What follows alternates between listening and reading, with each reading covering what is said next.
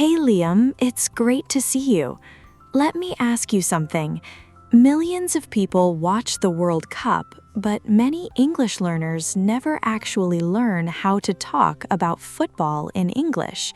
Why do you think that is? Great to be here, Emma. Honestly, most learners focus entirely on the match itself. They enjoy the game, but they don't pay attention to the everyday English real fans use while they're watching it. So they're enjoying the action on the pitch, but they're completely missing out on the conversation happening around it. Bingo! And that's a massive shame, because football creates some of the most natural, passionate conversations you'll ever hear, before the match, during the match, and long after it ends.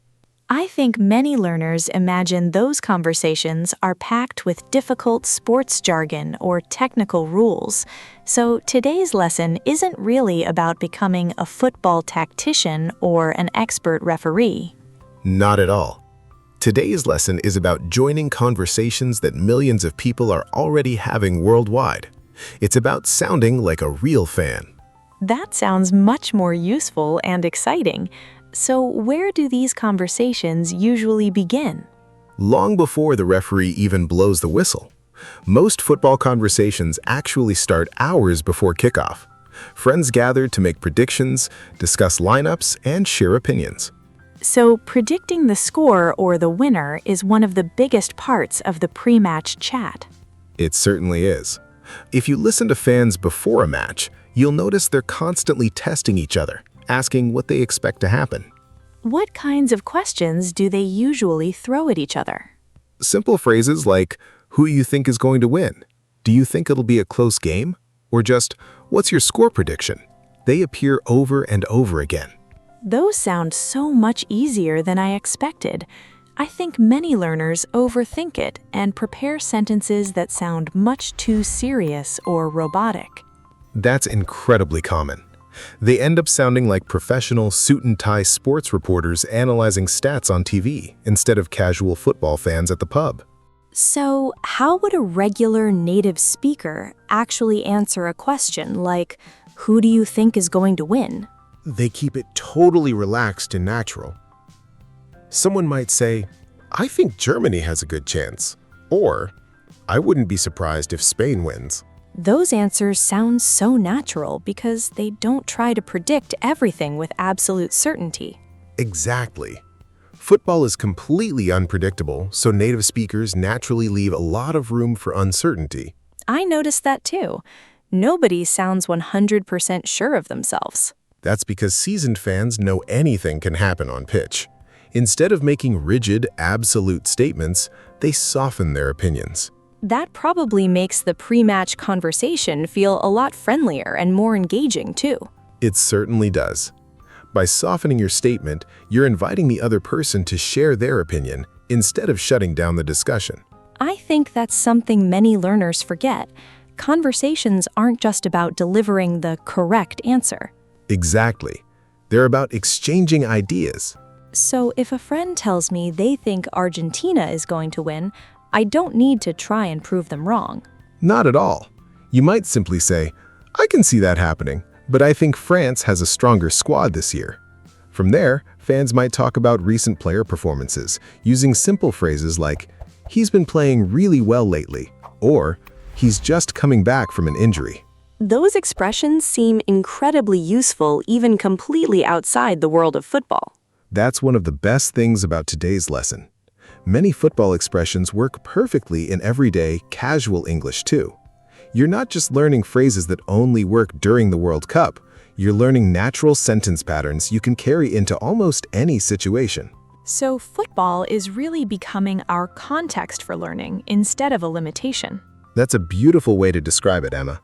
And don't forget that once the match actually begins, nobody has the time to build complicated sentences anyway. The game just moves way too quickly. That's a really good point, Liam. When the action is happening fast, which quick phrases should we have ready to go?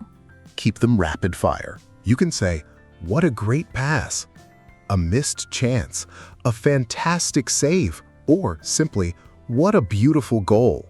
That sounds much closer to the explosive conversations we hear in real life. Imagine your team creates a brilliant chance to score, but the ball goes just wide. A native speaker might immediately shout, "That was so close," or, "Wow, I thought that was in." Those reactions are much shorter and faster than I expected. They have to be, because football moves at a crazy speed. By the time you've built a long, grammatically perfect sentence in your head, the game has already moved on to the next play. So simple, rapid-fire reactions are actually way more natural. What about when the goalkeeper makes an absolutely incredible save? That's when you'll hear expressions like, "What a save!" "He's unbelievable today," or "He's single-handedly keeping them in the game." I love that last expression because it paints such a clear, powerful picture. Exactly. It doesn't literally mean the goalkeeper is physically holding the players up. It just means his performance is the only reason the team still has a chance to compete. So, football conversations are full of vivid expressions that describe the idea of what's happening instead of just the literal actions. That's right. And that's exactly why they're so incredibly useful for English learners to master. I imagine things become even louder and crazier when someone finally scores. They certainly do. The second a goal goes in, the conversation suddenly becomes much more emotional and intense. What are the most natural, go-to reactions people use in that exact moment? You'll hear things like, "What a goal!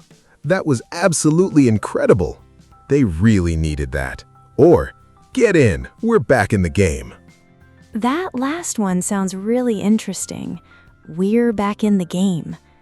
It's incredibly common. If your team has been struggling or losing and they finally score, fans will shout that because they suddenly have a real chance to win or equalize. I think many learners would try translating that expression directly into their native language, word by word. And that's exactly what they should avoid doing. It's much better to learn the complete expression as one single, natural idea. Something I've always noticed is that football fans seem to react together, almost like a big chorus. That is honestly one of the best parts of watching football. One person shouts, "What a save!"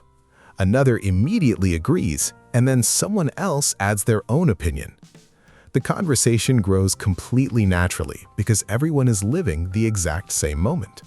So nobody is under pressure to try and dominate the conversation. The match is already providing the topic for you. Perfect, Emma.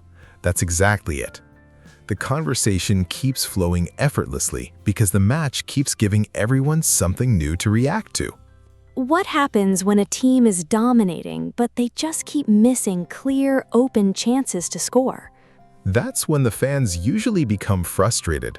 You'll hear comments like, "They have to score sooner or later," or "They're wasting way too many chances." That sounds much more emotional than technical. So sounding like a real fan is ultimately about sharing those raw emotions. Exactly. And that is one of the biggest differences between a passionate football fan and a professional, neutral commentator on TV. I think many learners accidentally sound like commentators because they stick to rigid facts. Something else I've noticed is that people love to praise one particular player during the match. Oh, absolutely. Especially when someone is having an outstanding performance on the pitch. What kinds of things do they usually say to praise them?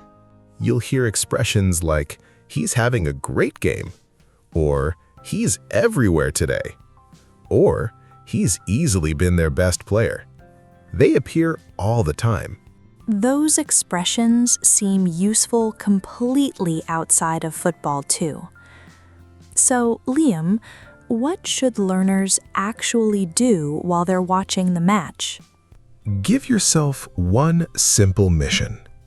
Instead of trying to learn everything or copying down every single word you hear, just look for one expression that keeps appearing.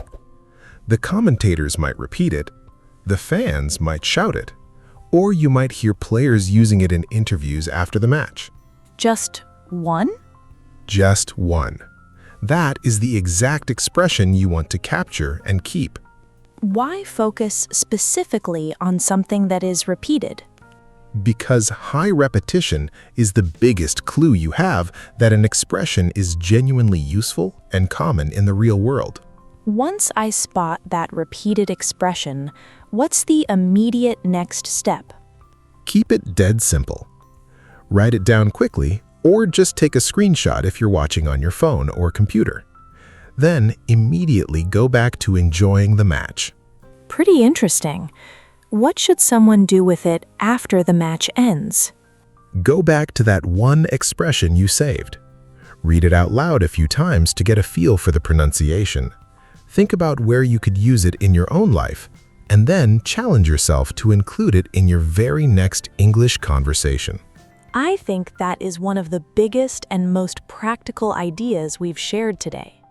I believe so too, Emma. Just passively watching football doesn't automatically improve your English. Actively using the English you hear during football is what makes the magic happen. I imagine that by the end of a big tournament, someone could build a really powerful, useful collection of conversational expressions. Absolutely. Imagine watching every match and keeping just one useful, high-frequency expression from each game. By the end of the tournament, you'll have dozens of natural expressions that real fans actually use every single day. And every single one of those expressions comes with a real, vivid memory attached. That is one of the absolute biggest advantages of this method. Maybe you remember that incredible last-minute save, or maybe you remember the winning goal. Those intense emotional moments naturally help your brain lock in the language much faster. So the raw excitement of football actually makes the English easier to remember.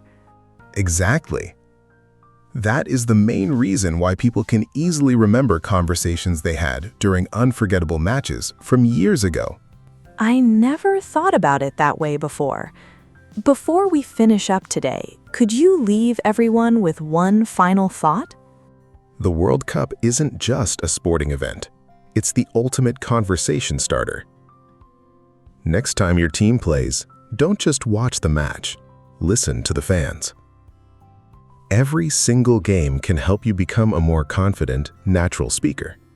I think that's the perfect reminder that learning English doesn't always have to happen inside a boring classroom. Before you go, we'd love to hear from you down in the comments. Which country are you supporting in the World Cup? And which player are you most excited to watch? Leave your answers down below because we'd love to see everyone's predictions. And if this lesson helped you connect with the game in English, don't forget to like the video and subscribe to the channel. Now that you know how football fans talk, let's lock those expressions in long term.